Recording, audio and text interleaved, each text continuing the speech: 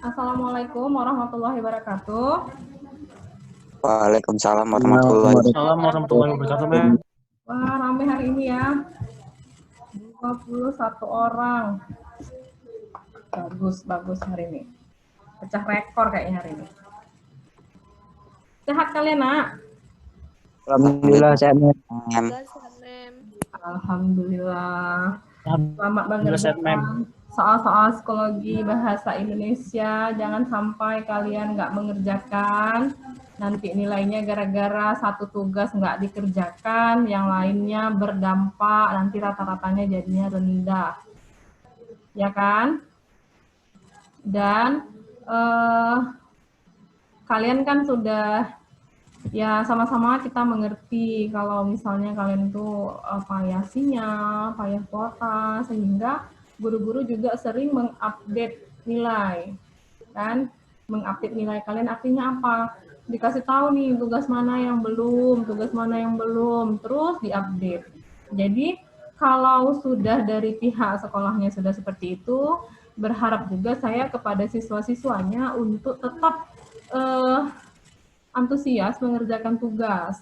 Jadi kita sama-sama menjalankan program ini dengan baik. Jadi kalian pun nilainya aman, guru-guru pun senang melihat nilai kalian juga penuh, ya.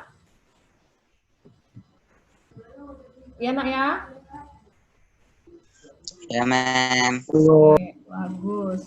Nah, untuk hari ini saya hanya sedikit saja, sekitar 10-12 soal untuk pembahasan soal bahasa Indonesia. Kita mengingat kembali beberapa soal yang ada hubungannya dengan materi di kelas 8, di kelas 11 ya, di kelas 11 dan kelas 10. Kemudian materi kalian juga hanya beberapa soal.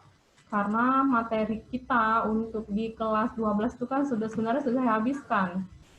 Ya, sudah saya habiskan karena kemarin kita sempat berada di dalam 1 minggu itu 2 kali masuk. Jadi materinya sudah saya habiskan di situ. Jadi kita hanya review materi melalui pembahasan soal saja. Nah, untuk yang pertama nih, untuk teks editorial. Di kelas berapakah kita belajar teks editorial? Di kelas 12 kan? Iya, Mem. Nah, oke, di kelas 12. Nah, editorial itu teks apa, Nak, kemarin? Ayo. Teks editorial. Tajuk rencana, Mem. Iya, tajuk rencana. Iya, tajuk rencana, teks editorial itu sama. Artinya apa?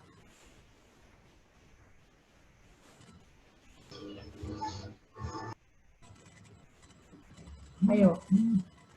Artinya apa? Teks editorial. Benar, tajuk rencana iya, editorial benar. Nama lainnya itu kan. Nah, editorial itu apa sih? Teks yang isinya pendapat gitu, Mem. Iya, tentang pendapat. Ya, tentang pendapat mengenai satu masalah yang mungkin pada saat itu masalah itu sangat diperhatikan banyak orang ya. Nah, perhatikan yang ditanya adalah kesimpulan. Simpulan teks editorial tersebut adalah daya saing koperasi menjadi salah satu isu penting jika dikaitkan dengan pemberlakuan MEA dan persaingan ekonomi pada era sekarang. Koperasi harusnya mampu menyamakan kedudukan dengan berbagai bisnis baik offline atau online. Artinya, semua kemampuan daya saing koperasi harus ditingkatkan agar bisa bersaing dengan bisnis lain. Salah satu fakta yang mendukung pentingnya daya saing koperasi adalah jumlah keanggotaan yang cenderung semakin meningkat. Fakta ini menunjukkan bahwa koperasi masih dipercaya sebagai bagian dari basis keuangan masyarakat. Oleh karena itu, pemerintah dapat memberikan peluang yang seluas-luasnya bagi pertumbuhan koperasi melalui berbagai unit usaha dan pembangunan dan pengembangannya di daerah. Nah, apa kesimpulannya, Nak?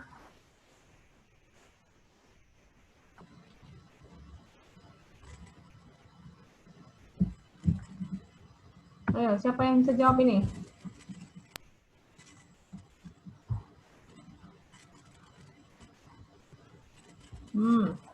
Ini saya lihat yang aktif ini. Ya, Irham. Apa jawabannya, Nak? Enggak, Mem. Apa? E. Kenapa E?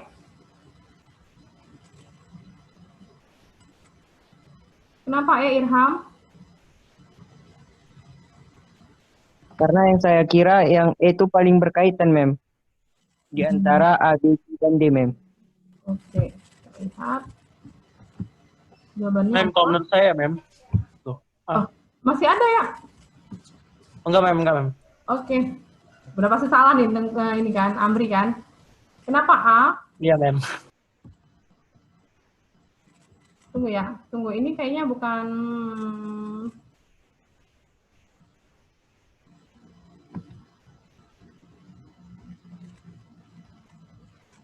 Ini bukan ini ya, bukan yang ditanya adalah simpulan, bukan itu jawabannya. Maka yang ditanya adalah simpulan ya, Nak. Kenapa kamu jawab E? Amri, jangan takut menjawab. Yang tadi bukan pembahasan untuk jawaban ini. Kamu jawab apa, Amri?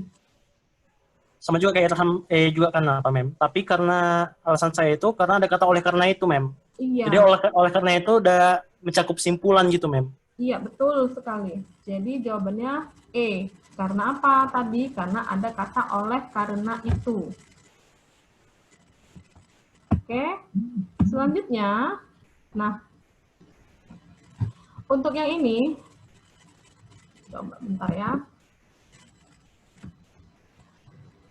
Iya, ini tadi untuk jawabannya ya. Jawaban untuk yang nomor 1, dia E.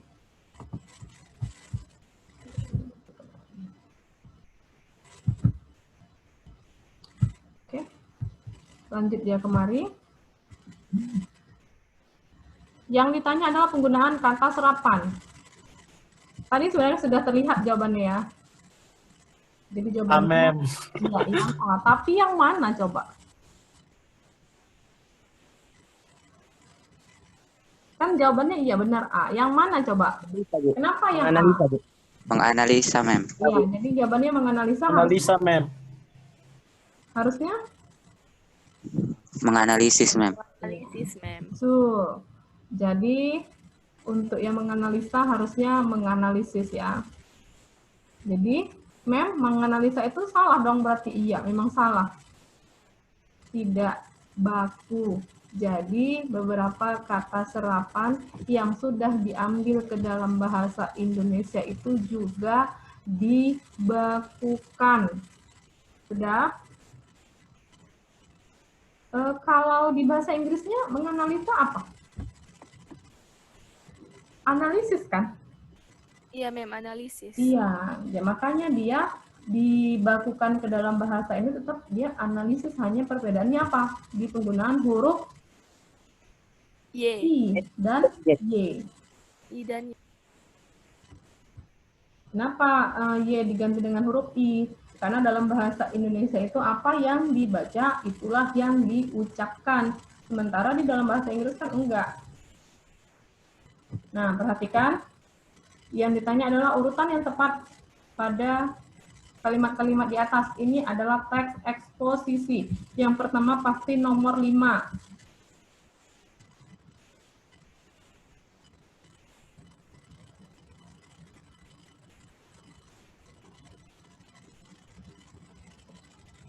Udah? Paling tepat, Nak. Yang kedua pasti nomor 4. Kenapa? Ada kata kewaspadaan, kemudian di nomor 4 juga diawali dengan kata kewaspadaan. Hanya tinggal setelah 4 yang mana? 1, Mem. 1. D, Mem. Jadi jawabannya? D, Mem. Jadi jawabannya? D, Mem. E? E atau D? Ini salah ya? Ini belum saya ganti. Saya D, Mem. Nah, jawaban yang paling tepat adalah nelayan di wilayah pesisir pantai selatan Kabupaten Sukabumi diimbau peningkatan kewaspadaan saat mencari ikan.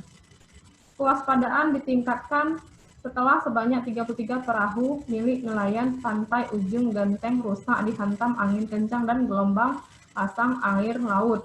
Ini kita cek ya, apakah saya salah. Kemudian setelah 4 dia 1. Saat ini nelayan akan melaut diwajibkan melengkapi diri dengan peralatan keselamatan. Kemudian yang nomor 2, nelayan harus waspada terhadap cuaca buruk yang sering terjadi akhir-akhir ini.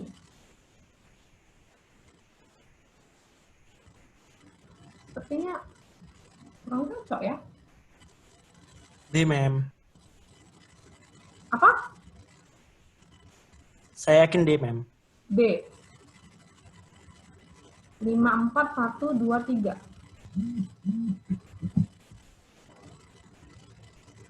Karena gini, mem, antar kalimatnya itu, mem, dia saling merujuk gitu, mem.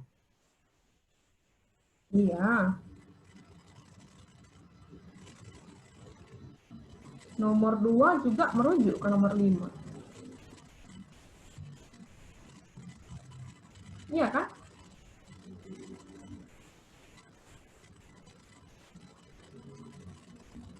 Nelayan di wilayah pesisir pantai selatan Kabupaten Sukabumi saat mencari ikan.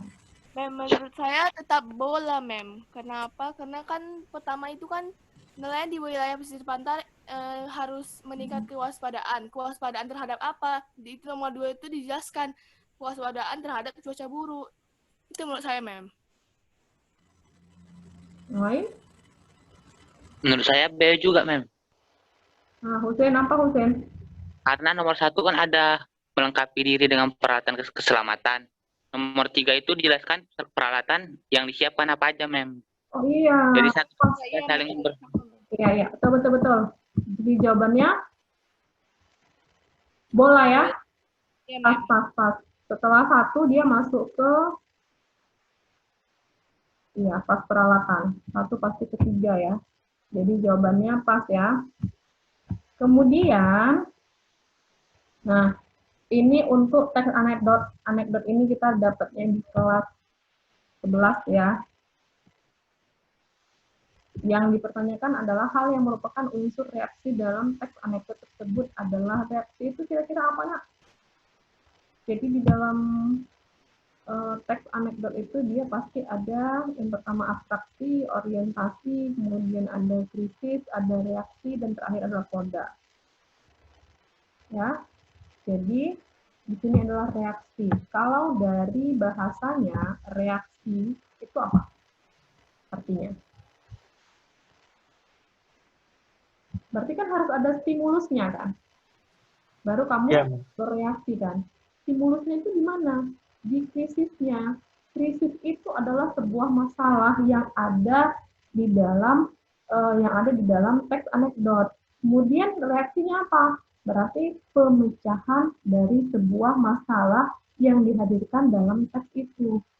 Nah, apa pemecahan masalahnya? Yang C, mem. Yang C. C. Apa nih kira-kira masalahnya, Dil? Masalahnya dia disuruh nyanyi, mem.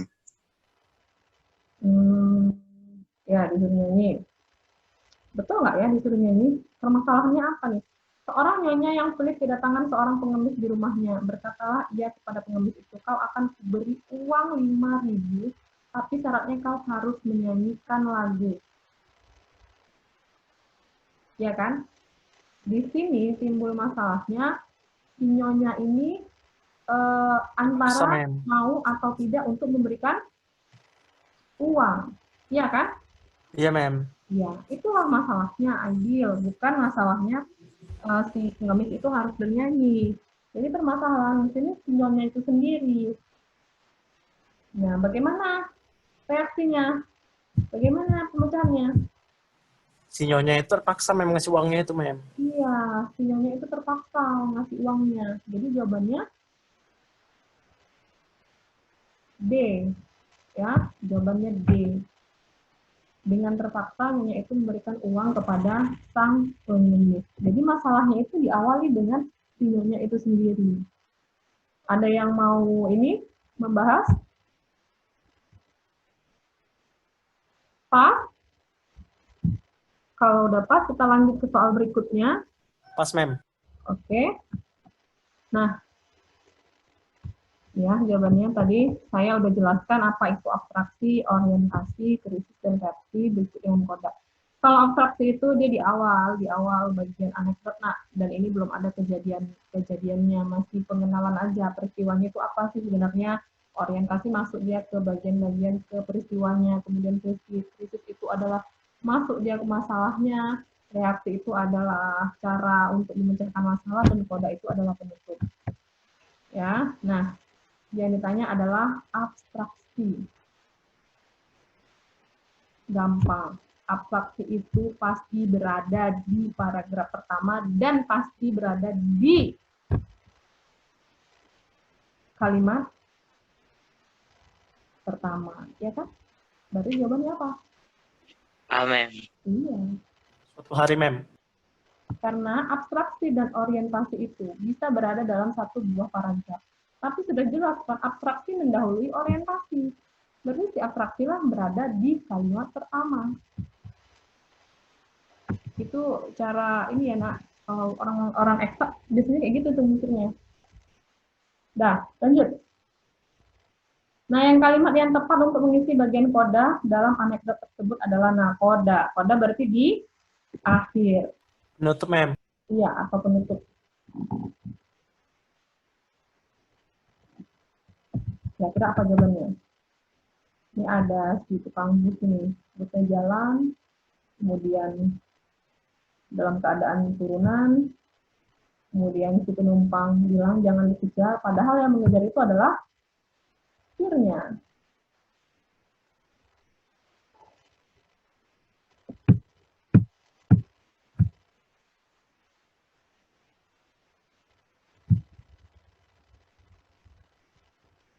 Apa nak jawabannya?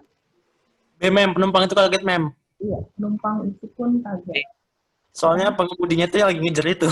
Iya, bukan pengemudi yang ngejar, tapi si supir. Iya, Mem. Itu, Mem. Supir ya yang mengejar. Berikut. Nah, ini salah satu contoh soal UN ya. Perhatikan. Kalimat yang tidak padu dalam paragraf tersebut adalah penelitian Badan Tenaga Nuklir Nasional memanfaatkan radiasi sinar gamma. Ya kan? Ia menanam benih sorghum di lahan-lahan kering. Mana kira-kira yang enggak padu? Mem. 4, Mem. Nomor? Kalimat 4, Mem. Iya, nomor 4. Betul. Soalnya dia tuh ngebahas tentang si sorghum itu kok bisa ditanam di tanah yang kering sama tanah yang basah. Sebentar, Kok tiba-tiba ngebahas masalah harga? Oke, bagus. Nah, masuk ke sini. Nomor 2, manfaat dari menanam sorghum. Jawabannya pasti? Gizi tinggi lah, Mem. Mem. Iya. Dan ini, paling gampang. Yang salah. Nggak usah dilihat dari optionnya. Yang salah. Tanda? Titik di? Setelah Bandung. Iya, setelah Bandung. Selesai kan? Kemudian, nah ini ide pokok paragraf tersebut adalah kemarin udah saya bilang ya, kalau nanti mau lihat ide pokok berarti berada di kalimat utama. Kalimat utama itu kalau nggak di awal pasti dia di akhir. Kemudian lihat kalau di akhir ada kata-kata seperti oleh karena itu dengan demikian maka dia di akhir. Kalau nggak ada baru dia di awal. Jadi jawabannya ya. Ayo. Amin. Mem. Yang Mem. Ya, Masalah kesejahteraan sosial, Mem. iya udah selesai. Jawabannya A. Dah, selesai soal kita. Sekitar 12 soal itu tadi. Ada yang mau dipertanyakan, Nak? Mem, yang angka-angka itu saya masih nggak ngerti loh, Mem. Angka? Yang nggak ada soal ini, Mem. Maksudnya minggu depan gitu, Mem, ngebahas itu, Mem. Yang penomoran itu, Mem. Penomoran? Yang di soal-soal UTBK kayak di UTBK gitu, Mem. Kayak penomoran angka-angka gitu, Mem. Oh, penulisan angka-angka. Ya, penulisan angka, Mem. Contohnya? Itu sebenarnya udah kita bahas loh. Amri nggak masuk sama saya ya waktu kelas 11. Kita udah bahas di PUEBI Saya ya. Broly, Mem. Iya kan? Penulisan angka itu karena di PUEBI kita bahas mengenai penulisan angka. Kalau dia penulisan angka, dia nggak boleh letaknya di awal kalau dia menggunakan angka, gitu kan? Iya, Bu. Siapa nih yang masuk sama saya ini? Masih ingat nggak? Saya Ada nih, saya bagi kelompoknya kemarin. Itu dia masuk ke kelas saya, kemudian saya bagi untuk PUEBI, ada yang membahas tentang angka. Ya, Rahmi Husin, ya? Mem. Husin, Mem. Orang Husen ya? Iya, Mem. Husen. Husen mendapatkan angka itu kemarin. Kemudian kalau dia, nanti saya jelaskan secara terperinci, ini hanya sebagian. Kalau dia terdiri dari lebih dari 2 suku kata, maka dia tidak boleh ditulis dengan angka. Kalau lebih ya, dia harus ditulis dengan angka. Contohnya 21. Ya kan, 21. Kan 3 tuh, 3 suku kata. Berarti dia ditulis dengan angka. Tapi kalau dia masih terdiri dari 1 sampai 2 suku kata, berarti dia ditulis dengan huruf. Contoh, 4 juta. Maka dia ditulis dengan huruf 4 juta. 410, maka dia ditulis dengan huruf. Itu ya, kemarin kita bahas. Kemudian untuk angka-angka besar seperti 1 miliar, 2 miliar itu lebih bagus, itu harus ditulis dengan huruf. Ya kan, Nak?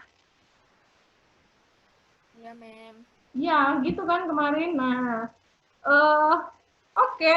Karena ini permintaan, saya ulas kembali tentang PUEBI kita sebagian. Karena kalian soalnya seperti itu ya untuk UTBK kemarin. Ya, Mem, di trial semalam gitu juga, Mem. Oke. Berarti untuk pertemuan kita minggu depan, kita bahas PUEBI. Ya, bahas PUEBI. Terima kasih, Mem. Yang di kelas saya waktu itu ada Averus dan algoritma, udah bisa lah nih ya. Udah bisa kalian paham-paham, lebih paham lagi harusnya, karena kalian udah diulang dari kelas 11. Mungkin sampai sini pertemuan kita. Minggu depan kita bahas tentang PUEBI, yang pokok-pokoknya saja. Karena itu biasa kalian temukan nanti, apalagi penulisan huruf kapital ya. Penulisan huruf kapital. Mem, huruf kapital itu udah sering, Mem. Enggak juga, Nak. Ketika kalian jumpa Juruk Bali, itu kemarin kan masalahnya pisang Ambon. Nah, itu enggak. Nanti itu yang kita bahas itu yang kira-kira jarang kita temui ya.